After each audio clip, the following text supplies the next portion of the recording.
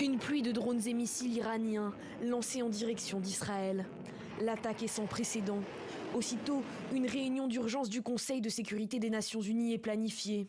L'OTAN appelle à la retenue. Joe Biden, lui, réunit immédiatement son équipe. Je condamne fermement l'attaque de l'Iran et je réaffirme notre soutien inébranlable pour la sécurité d'Israël. Emmanuel Macron, Olaf Scholz, Rishi Sunak, tous condamnent l'attaque et appellent à la désescalade. Une réunion virtuelle du G7 a été programmée.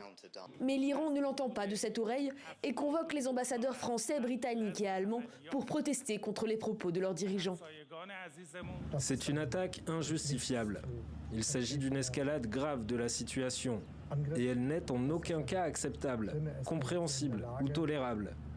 Heureusement, les forces de défense aérienne israéliennes ont largement réussi à repousser cette attaque, soutenue par les États-Unis et ses partenaires.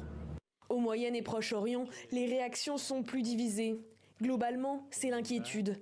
L'Égypte, l'Irak, le Qatar et l'Arabie saoudite craignent une régionalisation du conflit et appellent eux aussi à une désescalade.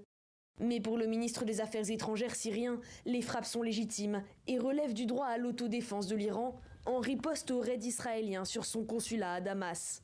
La Russie et la Chine, quant à elles, expriment leur extrême inquiétude.